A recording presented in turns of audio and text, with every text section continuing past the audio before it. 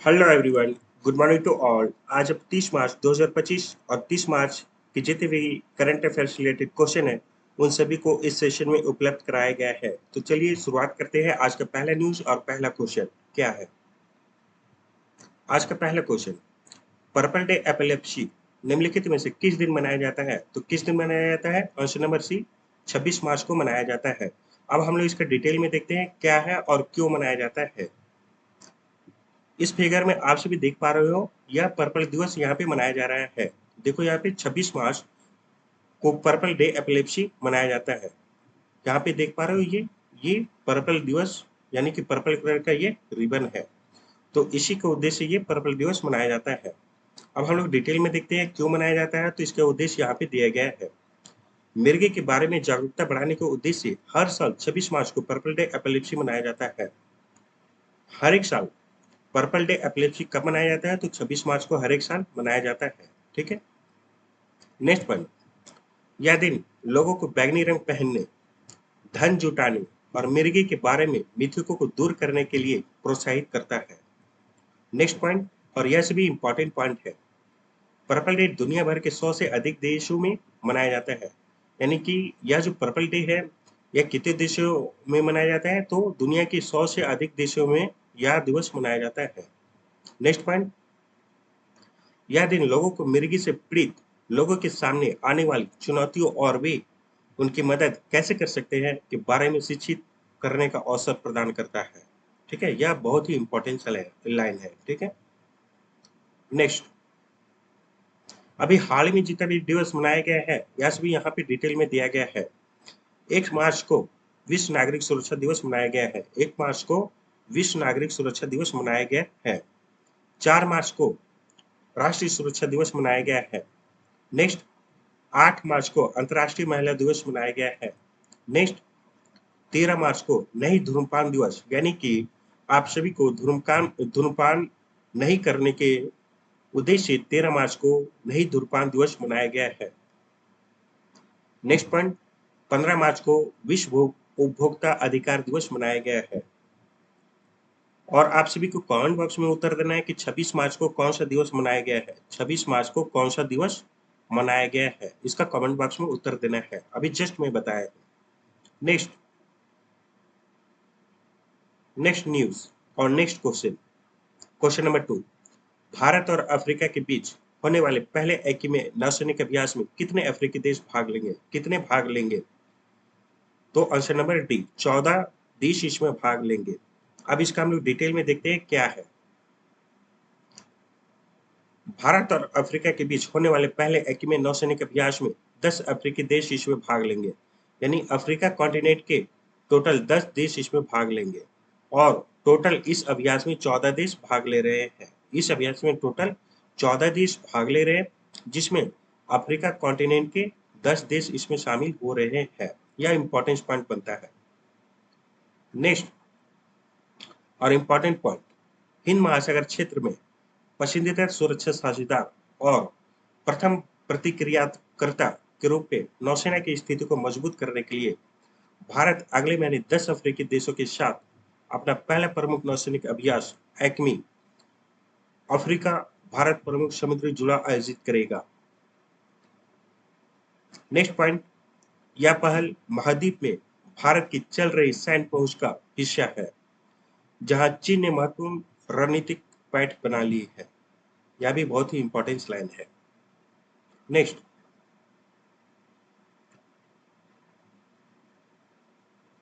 Acme के पहले संस्करण की मेजबानी भारतीय नौसेना और तंजानिया पीपुल्स डिफेंस फोर्स द्वारा की जाएगी। यानी कि एक्मी की ये मेजबानी, यानी कि जो एक्मी अभ्यास अभी हो रहा है, नौसेना अभ्यास, उसका मेजबानी कौन कौन सा देश कर रहा है? तो भारत और तंजानिया कर रहा है। नेक्स्ट पॉइंट, यह अभ्यास अप्रैल 2025 के मध्य में तंजानिया के द्वार एस सलाम में होने वाला है। कहाँ पे होने वाला है? एस सलाम में होने वाला है। ठीक है, यह पोर्ट का नाम है। एस सलाम क्या है? पोर्ट का नाम है, यानी कि बंदरगाह का नाम है। नेक्स्ट, इस अभ्यास का औपचारिक उद्घाटन भारत के रक्षा मंत्री राजनाथ सिंह करेंगे। इस अभ्यास का इनऑग्रेट कौन करेंगे? तो राजनाथ सिंह करेंगे। नेक्स्ट, 6 दिनों तक चलने वाले इस अभ्यास में Bharat, Tanzania, Comoros, Djibouti, Eritrea, Kenya, Madagascar, Mauritius, Mozambique, Seychelles और दक्षिण अफ्रीका इसमें भाग लेंगे। यानी कि यह जो अभ्यास है टोटल 6 दिन चलेगा। यह अभ्यास टोटल 6 दिन चलेगा। यानी कि 13 अप्रैल से यह अभ्यास प्रारंभ हो रही है और 18 अप्रैल तक चलेगी। 13 अप्रैल से लेकर के 18 अप्रैल तक यह अभ्यास चलेगी। नेक्स्ट और इम्पोर्टेंट अभ्यास, अभी हाल ही में जितना भी अभ्यास कराया गया है यहाँ पे डिटेल में दिया गया है। खंजर ट्यूबवेल सैन्य अभ्यास किनके किनके बीच हुआ है? भारत और किर्गिस्तान में हुआ है। ठीक है, इन दो देशों के बीच यह अभ्यास हुआ है। नेक्स्ट, फ्रीडम शील्ड सैन्य अभ्यास किन दो देशों के बीच हुआ है? तो अमेरिका और दक्षिण कोरिया के बीच हुआ है। नेक्स्ट, चौथा बोगो सागर किन दो देशों के बीच अभ्यास हुआ है? तो भारत और बांग्लादेश के बीच हुआ है। नेक्स्ट, पांचवा मरीन सिक्योरिटी बेल्ट 2025 किन देशों के बीच यह अभ्यास हुआ है? तो रूस, चीन और ईरान के बीच हुआ है। नेक्स्ट, 23वां वरुण सैन्य अभ्यास किन दो देशों के बीच हुआ है? तो भारत और फ्रांस के बीच हुआ है। यह सभी इंपॉर्टेंट अभ्यास हैं। आप सभी कोशिश करो, एक कॉपी लेकर बैठो और नोट करना स्टार्ट करो। नेक्स्ट, निम्नलिखित में से किस स्थान पर वित्तीय कार्रवाई कर बल एफएटीएफ के निजी क्षेत्र सहयोग मंच 2025 की मेजबानी की गई है?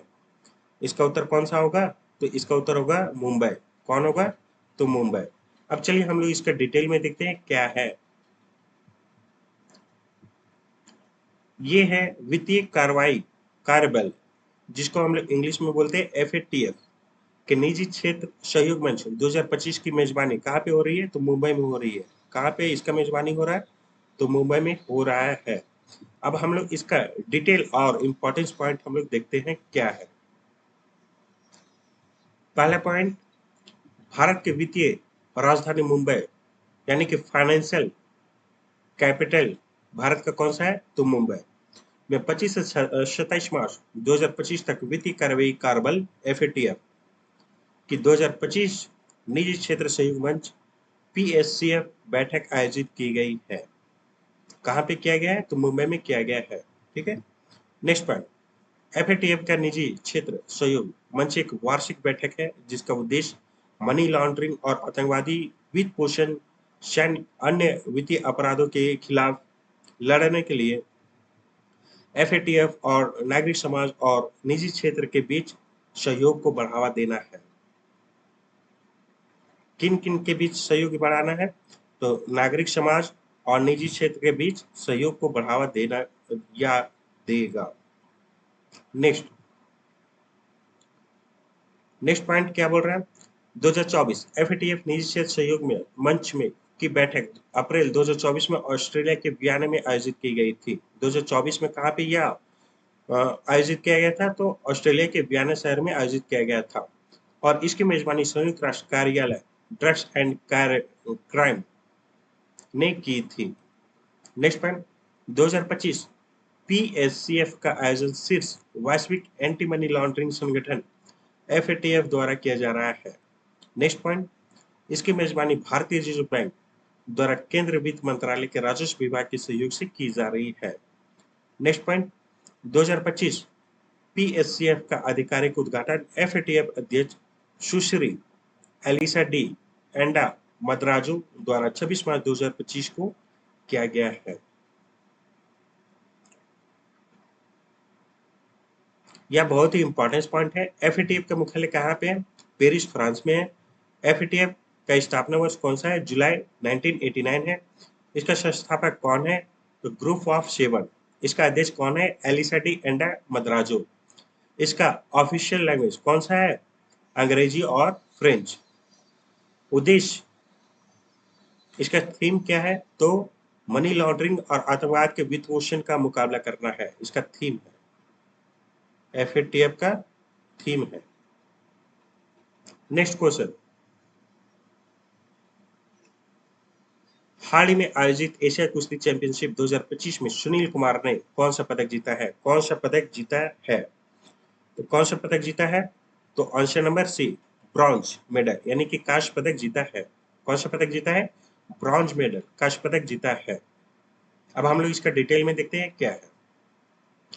यहाँ इस फिगर में आप सभी देख पा रहे हो, ये सुनील कुमार, ये कौन है? सुनील कुमार है।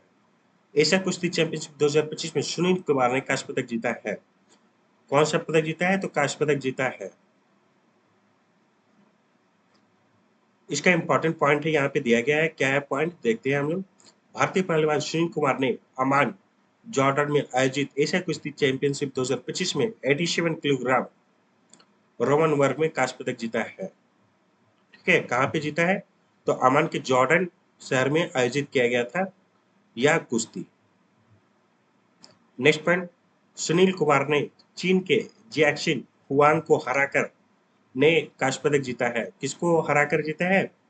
तो किसको हराकर जीता है? तो चीन के जियाक्सिन हुआंग को हरा करके सुनील कुमार यह पदक जीता है।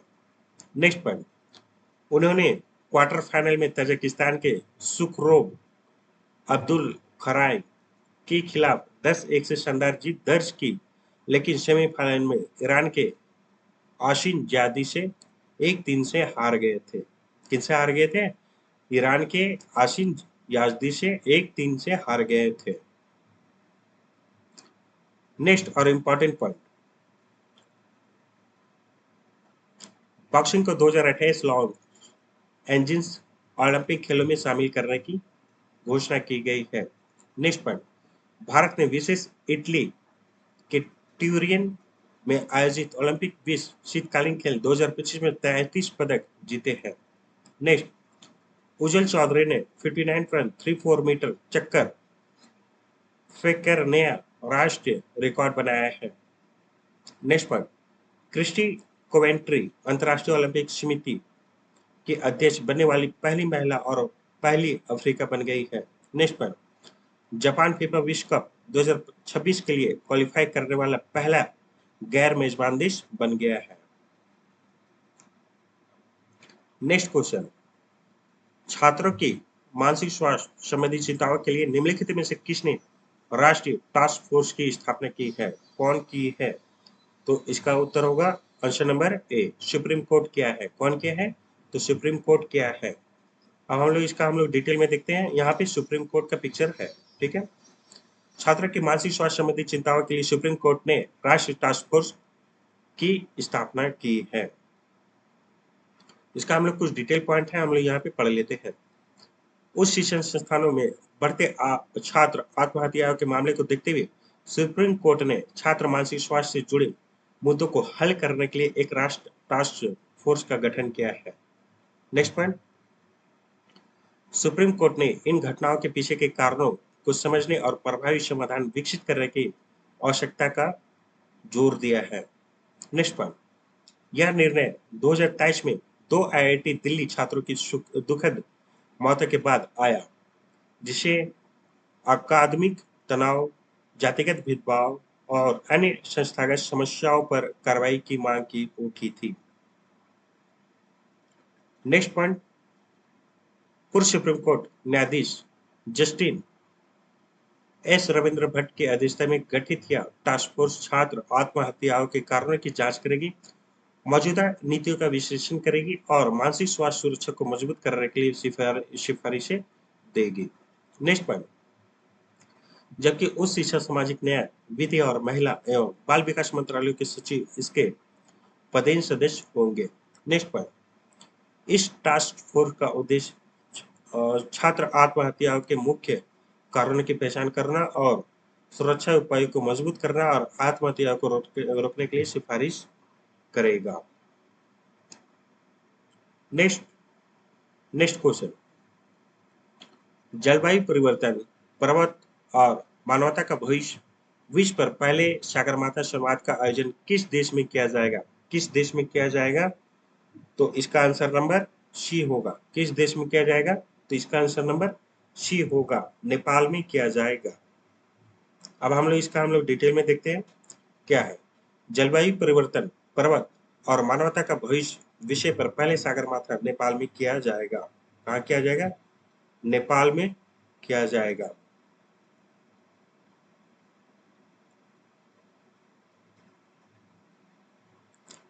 कहाँ किया जाएगा? तो नेपाल में किया जाएगा।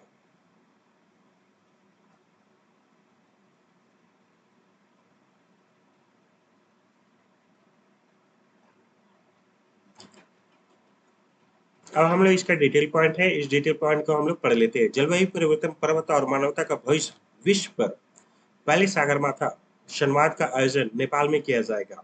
नेक्स्ट पॉइंट, इस बैठक में जलवायु परिवर्तन, जलवायु न्याय, इसके प्रभाव और संबंधित मुद्दों पर ध्यान केंद्रित किया जाएगा। नेक्स्ट पॉइंट, यह बैठक मूल रूप से 2020 के लिए निर्धारित की गई थी, लेकिन कोविड-19 महामारी के कारण स्थगित कर दिया गया था। नेक्स्ट पॉइंट, अब ये 16 से 18 मई तक आयोजित किया जाएगा।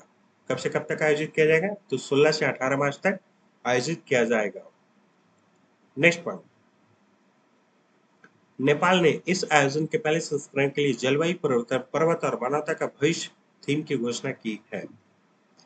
नेक्स्ट पॉइंट, दावोस में विश्व आर्थिक मंच, सिंगापुर में शांग्री-ला डायलॉग में और नई दिल्ली में रायसीना डायलॉग जैसे वैश्विक मंचों से प्रेरित होकर सागरमाथा संवाद की घोषणा सबसे पहले 2019 में केपी शर्मा ओली सरकार द्वारा की गई थी, लेकिन कोविड-19 महामारी के कारण इसे रद्द कर दिया गया था। इसे रद्द कर दिया गया था। नेक्स्ट और इम्पोर्टेंट पॉइंट यहाँ पे दिया गया है, अन्य सम्मेलन। कौन कौन से अन्य सम्मेलन है? तो भारत कॉलिंग कॉन्फ्रेंस 2025 कहाँ पे हुआ था? तो मुंबई में हुआ था। नेक्स्ट पॉइंट, स्वास्थ्य और परिवार कल्याण मंत्रालय द्वारा सार्वजनिक स्वास्थ्य चुनौतियों से निपटने के लिए नवा राष्ट्रीय शिखर सम्मेलन उड़ीसा में है। कहाँ है? उड़ीसा में। नेक्स्ट, भुगतान सुरक्षा शिखर सम्मेलन 2025 कहाँ पे है? तो मुंबई में है। नेक्स्ट, मोबाइल वर्ल्ड कांग्रेस ये 2025 का आयोजन कहाँ पे हो रहा है? तो बार्सिलोना स्पेन में हो रहा है। नेक्स्ट पॉइंट, विश्व सतत विकास शिखर सम्मेलन 2025 का उद्घाटन कहाँ पे हो रहा है? तो नई दिल्ली में हो रहा है। कहाँ पे हो रहा है? तो नई दिल्ली में हो रहा है। नेक्स्ट, नेक्स्ट क्वेश्चन, हाल में किस देश ने ब्रिक्स के नए विकास बैंक एनडीबी में शामिल होने की घोषणा की है? कौन सा देश? तो इसका आंसर नंबर सी होगा। कौन सा होगा? तो इसका आंसर नंबर सी होगा, इंडोनेशिया। इंडोनेशिया ने ब्रिक्स के नए विकास बैंक एनडीबी में शामिल होने की घोषणा की है। कौन? इंडोनेशिया शामिल होने वाला है।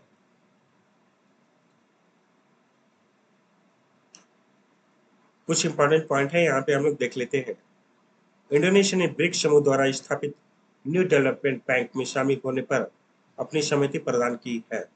Next point, Indonesia new development bank में शामिल होने वाला नवा देश बन गया है। कितना नंबर का बन गया है? तो नवा नंबर का देश बन गया है। Next point, new development bank में शामिल होने के फैसले की घोषणा इंडोनेशिया के राष्ट्रपति प्रोबोवा सुबियांटो ने न्यू डेवलपमेंट बैंक के अध्यक्षता दिल्मा वाना रुसेफ के साथ अपनी बैठक के दौरान की है। नेक्स्ट पॉइंट, इंडोनेशिया ब्रिक्स का 10वां देश सदस्य देश है। कितना है? 10वां नंबर का देश बना है और यह दक्षिण पूर्व एशिया का पहला देश है। यह दक्षिण पूर्व एशिया का पहला देश है। नेक्स्ट और इम्पोर्टेंट पॉइंट, ब्रिक्स एक अंतर सरकारी संगठन है जिसकी स्थापना ब्राजील, रूस, भारत और चीन ने की थी। नेक्स्ट पॉइंट, ब्रिक्स ब्राजील, रूस, भारत और चीन शब्द ब्रिटिश अर्थशास्त्री जिम ओल्नी द्वारा 2001 में किया गया था। यानी कि ब्रिक जो शब्द है वह कब आया था? 2001 में आया था। और कौन सा अर्थशास्त्री के द्वारा आया था? तो जिम ओन नील के द्वारा आया था। नेक्स्ट पॉइंट, 2010 में दक्षिण अफ्रीका के शामिल होने के साथ समूह का नाम ब्रिक्स से बदलकर ब्रिक्स, पहले क्या नाम था? ब्रिक नाम था, अभी ब्रिक्स से ब्रिक्स कर दिया गया है। कब किया गया था? तो 2010 में किया गया था। नेक्स्ट, इंडोनेशिया ब्रिक्स में शामिल होने वाला नवीनतम देश है। यानी कि अभी रिसेंट में इंडोनेशिया शामिल हुआ है। जिससे इसके कुल सदस्य कितना हो गया है, यानी कि ब्रिक्स में टोटल 10 देश शामिल हो गया है। नेक्स्ट और इम्पोर्टेंट पॉइंट, ब्रिक्स के सदस्य यानी कि जो 10 देश है उनका यहाँ पे डिटेल में नाम दिया गया है। कौन कौन सा है? ब्राजील है, रूस है, भारत है, चीन है, दक्षिण अफ्रीका है, मिस्र है, इथियोपिया है, ईरान है, इंडोनेशिया है, संयुक्त अरब अमीरात है। नेक्स्ट पॉइंट, अक्टूबर 2024 में रूस के कजान में 16वीं ब्रिक्स शिखर बैठक आयोजित की गई थी। कितना नंबर का किया गया था? तो 16 नंबर का किया गया था। अक्टूबर 2024 में किया गया था। नेक्स्ट पॉइंट, ब्राजील 2025 में ब्रिक्स नेताओं की 17वीं शिखर बैठक की मेजबानी करेगा। 2025 में जो ब्रिक्स की सम्मेलन होने वाला है तो वो कहाँ पे होने वाला है? ब्राजील में होगा। और यह कितना नंबर का होगा? तो 17वां नंबर का बैठक होगा। नेक्स्ट, एनडीबी का यहाँ पे डिटेल में दिया गया है। क्या है एनडीबी? ठीक है, 2014 में ब्राजील के फोर्ट लेजा में आयोजित 6वीं ब्रिक्स शिखर बैठक के दौरान ब्रिक्स नेता द्वारा एक बहुपक्षीय विकास बैंक स्थापित करने का निर्णय लिया गया था। नेक्स्ट पॉइंट, 2015 में ब्रिक्स बैंक की स्थापना की गई, जिसके बाद में न्यू डेवलपमेंट बैंक का नाम दिया गया है। नेक्स्ट पॉइंट, इसका कार्य उभरते बाजारों और विकासशील देशों में बुनियादी ढांचा और सतत विकास परियोजनाओं को विकसित करने के लिए ऋण प्रदान कर रहा है। चलिए नेक्स्ट क्वेश्चन, क्वेश्चन नंबर 8, निम्नलिखित में से किस संगीत कलानिधि पुरस्कार 2025 में सम्मानित किया गया है? कौन सा है? तो इसका उत्तर होगा answer number C, Shri R K Ram Kumar है। श्री आर के राम कुमार है। अब इसका हम लोग डिटेल में देखते हैं क्या है डिटेल में पॉइंट। तो क्या है डिटेल में पॉइंट? यहाँ पे ये जो पिक्चर है, इस पिक्चर को आप सभी ठीक से देखो। आर के श्री राम कुमार को संगीत कलानिधि पुरस्कार 2025 से सम्मानित किया गया है। ये किनका पिक्चर है? तो आर के श्री राम कुमार जी का पिक्चर है और 2025 में सम्मानित इसको किया गया है। किसके लिए? संगीत के लिए किया गया है। इसका कुछ हम लोग डिटेल पॉइंट हम लोग देख लेते हैं क्या है। मार्च 2025 में प्रख्यात कर्नाटक कहाँ का ये व्यक्ति है? तो कर्नाटक का व्यक्ति है और ये क्या बजाता है? तो वायलिन वादक है। आर के राम कुमार को 2025 के लिए संगीत कलानिधि पुरस्कार से सम्मानित किया गया है। नेक्स्ट पॉइंट, उन्हें इस पुरस्कार के लिए चेन्नई स्थित संगीत अकादमी मद्रास द्वारा कर्नाटक संगीत में उनके असाधारण योगदान के लिए चुना गया है। कहाँ चुना गया है? तो चेन्नई में चुना गया है इसको। नेक्स्ट पॉइंट, संगीत कलानिधि पुरस्कार में 1 लाख रुपए का नगद राशि पुरस्कार एवं एक स्वर्ण पदक और एक विरोध पत्र दिया जाता है।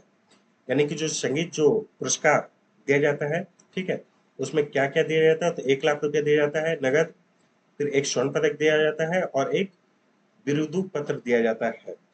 ठीक है, यह सभी पॉइंट याद रखेंगे आप सभी।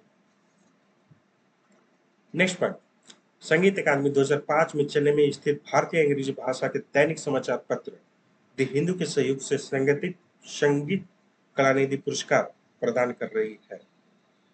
यह भी इंपॉर्टेंट पॉइंट है, आप सभी इसे नोट कर लेंगे। अब नेक्स्ट जो पुरस्कार है उसके बारे में हम लोग यहाँ पे देख लेते हैं। क्या है पुरस्कार? पहला पॉइंट, पत्रकारिता 2025 में रामनाथ गोयनका पुरस्कार किसे दिया गया है? तो मृदुलिका झा को दिया गया है। नेक्स्ट पॉइंट, महाराष्ट्र के सर्वोच्च नागरिक पुरस्कार महाराष्ट्र भूषण किसे दिया गया है? तो राम सितार मूर्तिकार को दिया गया है। नेक्स्ट पॉइंट, भारतीय सिनेमा में योगदान के लिए इंग्लैंड द्वारा किसे लाइफ टाइम अचीवमेंट अवार्ड दिया गया है? तो चिरंजीवी को दिया गया है। नेक्स्ट पॉइंट, 2025 स्टॉकहोम जल पुरस्कार किसे दिया गया है? तो गुंटर ब्ला लोशल को दिया गया है। नेक्स्ट पॉइंट, डेनमार्क द्वारा knights cross of the award of Dannebrog पुरस्कार किसे दिया गया है? तो विजय शंकर जी को दिया गया है। नेक्स्ट क्वेश्चन, क्वेश्चन नंबर 9, सारा जाफरानी जंजरी को निम्नलिखित में से किस देश के लिए प्रधानमंत्री के रूप में नियुक्त किया गया है? किस देश में? तो आंसर नंबर बी, ट्यूनीशिया के लिए चुना गया है।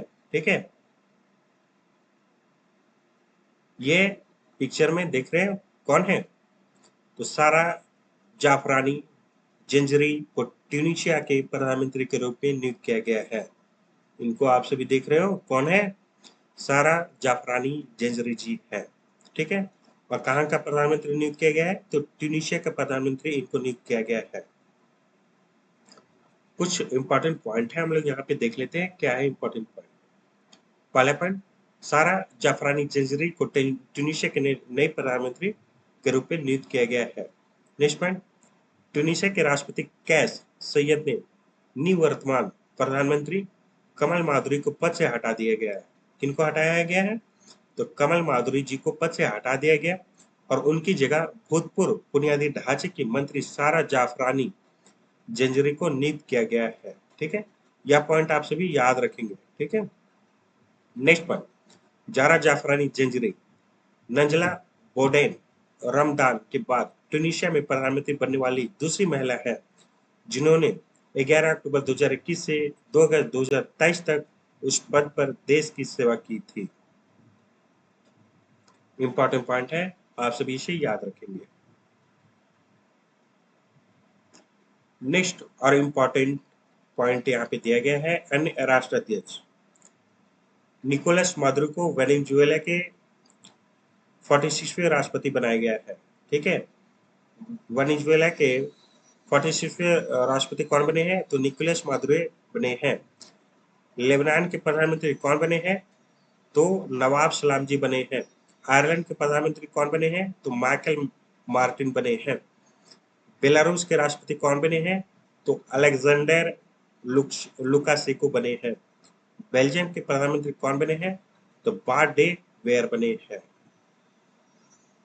नेक्स्ट और इंपॉर्टेंट क्वेश्चन, क्वेश्चन नंबर 10, निम्नलिखित में से किसे यूनाइटेड वर्ल्ड रेसलिंग एशिया के ब्यूरो सदस्य के रूप में नियुक्त किया गया है? किसे? तो option number D Sanjay Singh, ये option number D Sanjay Singh को नियुक्त किया गया है। किसे नियुक्त किया गया है? Option number D Sanjay Singh को नियुक्त किया गया है। Option number D Sanjay Singh को नियुक्त किया गया है।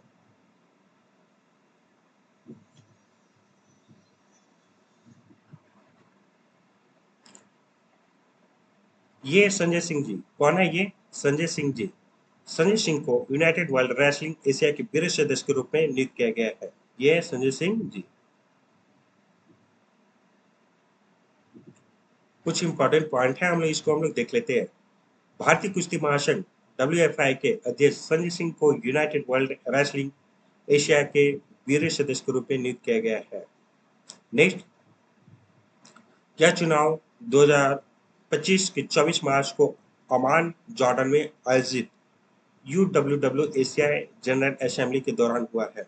नेक्स्ट पॉइंट, जहां संजय सिंह ने कुल 38 में से 22 वोट हासिल किए हैं। कितना में से? 38 में से 22 वोट हासिल किए हैं, जो एशियाई कुश्ती समुदाय से उनके प्रति मजबूत समर्थन को दर्शाता है। मजबूत समर्थन को दर्शाता है। नेक्स्ट, इस चुनाव से अंतर्राष्ट्रीय कुश्ती प्रशासन में भारत की भागीदारी और उपस्थिति को मजबूती मिलेगी। नेक्स्ट पॉइंट, यह भारतीय कुश्ती की वैश्विक स्तर पर बढ़ती मान्यता और विकास को दर्शाता है। नेक्स्ट क्वेश्चन, क्वेश्चन नंबर 11, निम्नलिखित में से किस राज्य में सिग्मो उत्सव आयोजित किया गया है? कौन सा फेस्टिवल है? तो सिग्मो फेस्टिवल है। कौन सा फेस्टिवल है? तो सिग्मो फेस्टिवल है। कौन से स्टेट में इसको अभी हाल ही में मनाया गया है? तो इसका आंसर क्या होगा? शी, गोवा होगा। इसका आंसर क्या होगा? शी, गोवा होगा। यहाँ पे पिक्चर आपसे भी देख रहे हो, कौन सा फेस्टिवल है? तो सिग्मो फेस्टिवल है। कौन सा पिक्चर है? सिग्मो फेस्टिवल के यह पिक्चर है। किसका पिक्चर है? सिग्मो फेस्टिवल के यह पिक्चर है। कहाँ पे आयोजित किया जा रहा है? तो गोवा में सिग्मो फेस्टिवल आयोजित किया जा रहा है। कहाँ पे आयोजित किया जा रहा है? तो गोवा में यह फेस्टिवल आयोजित किया जा रहा है। आप सभी इसको याद रखेंगे, कहीं पे आप सभी नोट कर लो। सिग्मो फेस्टिवल अभी हाल में कहाँ पे सेलिब्रेट किया गया? तो गोवा में सेलिब्रेट किया गया है। कुछ इंपॉर्टेंट पॉइंट है यहाँ पे हम लोग देख लेते हैं। कुछ इंपॉर्टेंट पॉइंट है यहाँ पे हम लोग देख लेते हैं। क्या है इंपॉर्टेंट पॉइंट? सिग्मो या सिग्मोत्सव गोवा में मनाया जाने वाला एक वसंत उत्सव है। कैसा उत्सव है? वसंत उत्सव है, जिसे हिंदू समुदाय और भारत में कोंकणी समुदाय द्वारा मनाया जाता है। किसके समुदाय द्वारा ये द्वारा मनाया जाता है? तो हिंदू समुदाय और भारत में कोंकणी समुदाय द्वारा यह फेस्टिवल को सेलिब्रेट किया जाता है। नेक्स्ट पॉइंट, यह उत्सव 15 मार्च को शुरू हुआ और 29 मार्च तक मनाया जाएगा। कब तक मनाया जाएगा? तो 15 मार्च को यह फेस्टिवल शुरू हुआ और 29 मार्च तक यह फेस्टिवल सेलिब्रेट किया जाएगा। नेक्स्ट पॉइंट, सिग्मा उत्सव होली के त्योहार के साथ मेल खाता है। कौन सा त्योहार के साथ मेल खाता है? तो होली के त्योहार के साथ यह महोत्सव मेल खाता है, जिसे पूरे भारत में कई अलग अलग तरीकों से मनाया जाता है। नेक्स्ट पॉइंट, सिग्मा उत्सव गोवा की संस्कृति और परंपराओं का एक महत्वपूर्ण हिस्सा जो बसंत ऋतु के आगमन का प्रतीक है और गोवा की संस्कृति विरासत को प्रदर्शित करता है। कहाँ का विरासत को प्रदर्शित करता है? तो गोवा की संस्कृति विरासत को प्रदर्शित करता है। यह सभी इंपॉर्टेंट पॉइंट थी, आप सभी इसे कॉपी में नोट करें, ठीक है।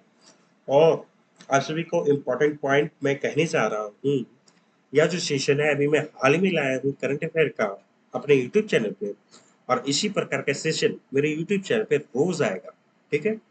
और आप सभी को करंट अफेयर का क्लास कहीं से भी देखने की जरूरत नहीं पड़ेगा। मैं जितना पढ़ाऊंगा दैट इज इम्पोर्टेंट, यानी मैं जितना पढ़ाऊंगा, ठीक है, तो दैट इज इम्पोर्टेंट। तो यह बात को आप सभी दिमाग में नोट कर लेना, मैं जितना पढ़ाऊंगा उतना ही एग्जाम में आने वाला है, उससे बाहर नहीं। नेक्स्ट नेक्स्ट क्वेश्चन क्या है? टाटा मोटर्स ने निम्नलिखित में से किसे अपना ब्रांड एम्बेसडर नियुक्त किया है? किसे अपना ब्रांड एम्बेसडर नियुक्त किया है? तो इसका आंसर होगा ऑप्शन नंबर सी, विक्की कौशल को नियुक्त किया है। किसे? विक्की कौशल को नियुक्त किया है। इसका हम लोग कुछ इंपॉर्टेंट पॉइंट है, हम लोग यहाँ पे देख लेते हैं क्या है इंपॉर्टेंट पॉइंट। इसके यहाँ पे इंपॉर्टेंट पॉइंट है, कुछ हम लोग इंपॉर्टेंट पॉइंट यहाँ पे देख लेते हैं। टाटा मोटर्स ने बॉलीवुड अभिनेता विकी कौशल को अपने पैसेंजर और इलेक्ट्रिक व्हीकल सेगमेंट के लिए ब्रांड एम्बेसडर नियुक्त किया है। नेक्स्ट पॉइंट, यह सहयोग टेक द कवर अभियान के साथ शुरू हुआ, जो आईपीएल 2025 के दौरान टाटा मोटर्स के आगामी टाटा कवर एसयूवी को बढ़ावा देगा। नेक्स्ट पॉइंट, यह साझेदारी टाटा मोटर्स की नवाचार, उत्कृष्टता और मेक इन इंडिया पहल की प्रति प्रतिबद्धता के अनुरूप है। नेक्स्ट क्वेश्चन, भारत की पहली नाइट सफारी योजना कुकरैल का निर्माण निम्नलिखित में से किस शहर में किया जाएगा? किस शहर में किया जाएगा? तो इसका आंसर नंबर डी, लखनऊ में किया जाएगा। कुछ इंपॉर्टेंट पॉइंट है, हम लोग इसके बारे में देख लेते हैं। यह है फिगर, फिगर में आपसे ठीक से देखो। भारत की पहली नाइट सफारी योजना कुकरैल का निर्माण लखनऊ में किया जाएगा। कहाँ पे किया जाएगा? लखनऊ में किया जाएगा। कुछ इंपॉर्टेंट पॉइंट है यहाँ पे हम लोग देखते हैं। उत्तर प्रदेश सरकार ने लखनऊ के कुकरैल वन क्षेत्र में भारत का पहले नाइट सफारी पार्क स्थापित करने की मंजूरी दे दी है। नेक्स्ट पॉइंट, इस महत्वाकांक्षी परियोजना में कुकरैल में 2027.4 हेक्टेयर वन क्षेत्र के एक हिस्से में को नाइट सफारी पार्क और एक प्राणी उद्यान में परिवर्तित किया जाएगा। नेक्स्ट पॉइंट, प्रस्ताव में कहा गया है कि प्राणी उद्यान 150 एकड़ क्षेत्र में स्थापित किया गया जाएगा, जबकि नाइट सफारी पार्क 350 एकड़ क्षेत्र में स्थापित किया जाएगा। यह सभी इंपॉर्टेंट पॉइंट है, आप सभी इसे ठीक से देखें और याद करें। नेक्स्ट पॉइंट, वर्तमान में भारत में 13 सफारी है, लेकिन वे सभी डे सफारी है। ये सभी कौन सा सफारी है? तो दिन में होता है, यानी कि डे सफारी है। पूरा होने के बाद लखनऊ का कुकरैल भारत की पहली नाइट सफारी बनी है। नेक्स्ट पॉइंट, भारत की पहली शहरी नाइट सफारी परियोजना सिंगापुर में मौजूद एक की तर्ज पर विकसित की जा रही है। नेक्स्ट पॉइंट, लखनऊ की नाइट सफारी परियोजना के हिस्से के रूप में सरकार 75 एकड़ भूमि पर एक अलग तेंदुआ सफारी, 60 एकड़ क्षेत्र पर एक भालू सफारी और 75 एकड़ क्षेत्र पर एक बाघ सफारी बनाने की योजना बना रही है। इस पॉइंट को आपसे भी देख लेंगे, इंपॉर्टेंस नहीं है, ठीक है। चलिए नेक्स्ट क्वेश्चन क्या है? 26 मार्च को किस देश का राष्ट्रीय दिवस मनाया जाता है? किस देश का? तो ऑप्शन नंबर बी बांग्लादेश का मनाया जाता है। 26 मार्च को बांग्लादेश का राष्ट्र दिवस मनाया जाता है। ये बांग्लादेश, ठीक है। 26 मार्च को बांग्लादेश का राष्ट्र दिवस मनाया गया, यानी कि 26 मार्च को ही बांग्लादेश इंडिपेंडेंस हुआ था। 26 मार्च को ही बांग्लादेश इंडिपेंडेंट हुआ था।